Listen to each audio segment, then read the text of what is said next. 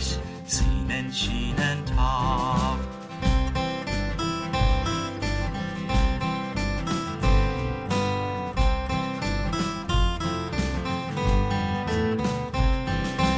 Aleph, Bet and Gimel, Dalet, Hey and Bob and Zion, Chet and Tet and Yod and Kaf, Lamed, Mem, Nun, Samek, Ayin, Hey and Sadi, Kof and Resh, Sin and Shin and Tav.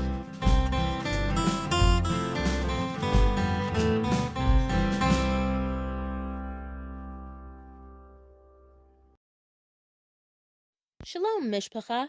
This is your Havara Yohana, or Miss Joanna, here with Bryn to present this week's Hebrew language lesson. Today we will learn how to say the names of many different types of animals in Hebrew. Our Bible lesson continues on in Genesis, that's right, Bereshit, where we learn today about Noach, or Noah, building the Teva, or Ark. In last week's Hebrew language lesson, we talked about familial words, or words that are related to our mishpacha, that is our family. In that lesson, we learned a little about Noach and his mishpacha, or Noah and his family. After the Mabul, or flood, they were the only people left on the earth, and so they had to repopulate the earth.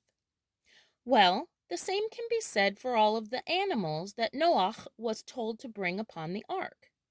They would repopulate what is often called the animal kingdom.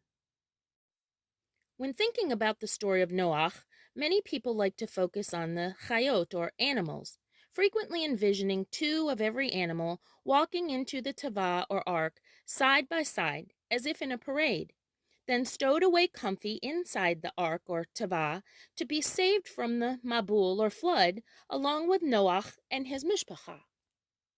Now, there are numerous paintings and drawings and songs that depict the chayot, or animals, coming to the teva, or ark, shanayim shanayim, or two by two.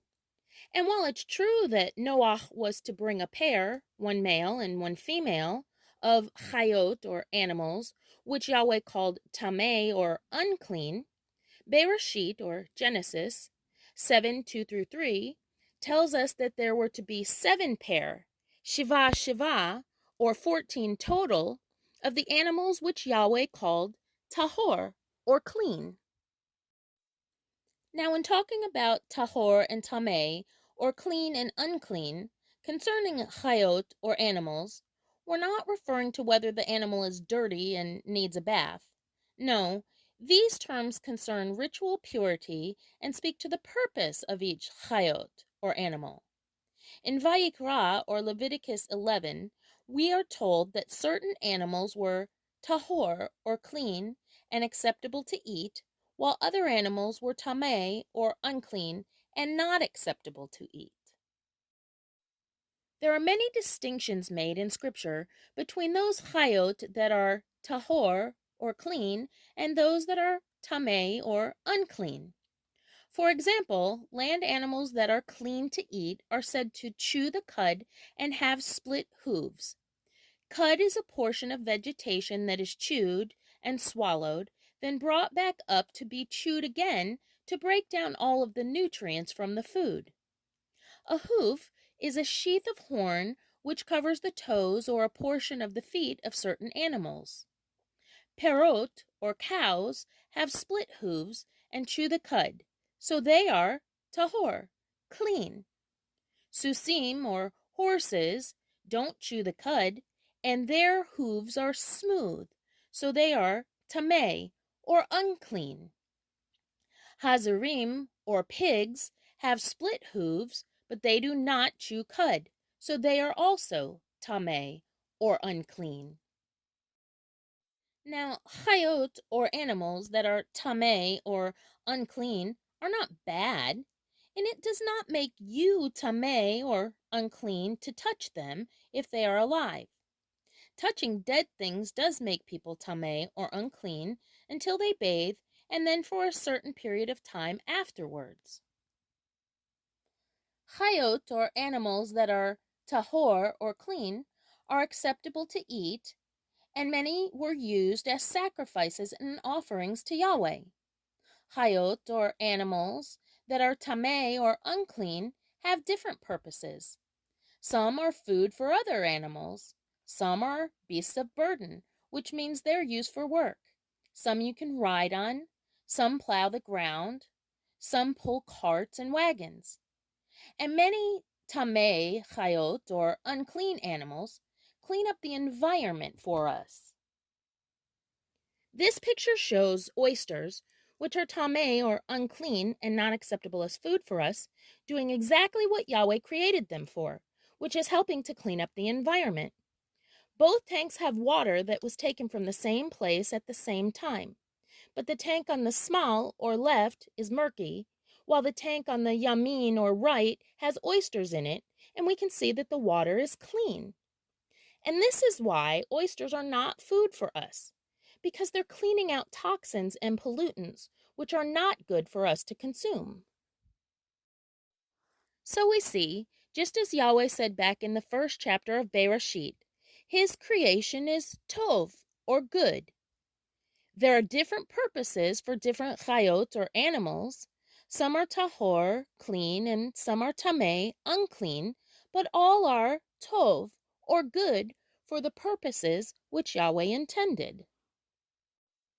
Okay, so now I'm very interested, and I just have to ask, what are your favorite type of chayot, or animals?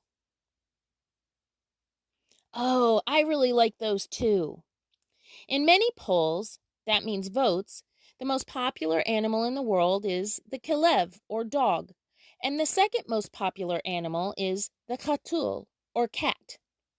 Klavim, or dogs, and katulim, or cats, are called companion chayot, or animals, or pets. That means they are a type of chavarim, or friend. Pets are animals kept for enjoyment by ben adam, or human beings. Pets are a type of domesticated or tame chayot, or animal. That means they've been raised to be close to and beneficial for ben adam, or human beings. Besides pets, some other domesticated chayot, or animals, have other purposes. Susim, or horses, gamalim, or camels, and hamorim, or donkeys, can be ridden. They can pull carts, carriages, and wagons, and plows. In Yohanan, or John 12, it tells us that Yeshua rode a hamor, or donkey, into Jerusalem, or Jerusalem, before his crucifixion, just as it had been written. Some types of klavim, or dogs, aren't merely pets, but they have jobs. They're called working dogs, and they help Ben Adam, or human beings, do things that are important. Some dogs are shepherds. Some dogs are hunters. Some dogs can even be transportation. And there are some dogs that help people who have disabilities. Now that we've talked about pets and certain types of other domesticated and working chayot, or animals, let's learn the name of some farm animals. I'll say the name of an animal, and then I'll repeat it, and then you'll have time to say the name. Okay, let's begin. In Hebrew, the word for horse is sus, sus. In Hebrew, the word for cow is perah, perah. In Hebrew, donkey is pronounced chamor, chamor. Sheep is pronounced kivsah, kivsah in Hebrew. In Hebrew, the word for goat is ez, ez. The Hebrew word for chicken is tarnagolet, tarnagolet. In Hebrew, the word for duck is barvaz, barvaz. Now that we've talked about domesticated chayot and learned the name of many farm animals in Hebrew, let's talk about wild animals. Animals that you might see in your backyard, or maybe on a trip to the park, or even in a hike through the woods. What types of chayot have you seen in these places? Wow, you've seen a lot of fascinating things. Let's see if we can name some of these chayot in Hebrew. In Hebrew, the word for bird is zipor, zipor. The Hebrew word for owl is yanshuf, yanshuf. In Hebrew, the word for rabbit is arnav, arnav. And in Hebrew, the word for squirrel is sna'i, sna'i. In Hebrew, the word for fox is shual, shual. The Hebrew word for deer is ayal, ayal. In Hebrew, the word for snake is nachash, nachash. In Hebrew, the word for frog is tzvardea, tzvardea. The Hebrew word for turtle is zav, zav.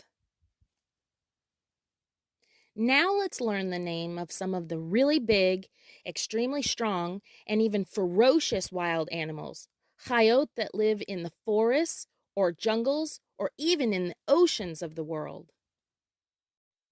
In Hebrew, the word for wolf is ze'ev, ze'ev. The Hebrew word for bear is dov, dov. In Hebrew, lion is pronounced aryah, aryah. In Hebrew, tiger is pronounced tigris, tigris. The Hebrew word for monkey is kof, kof. In Hebrew, giraffe is pronounced giraffa, giraffa.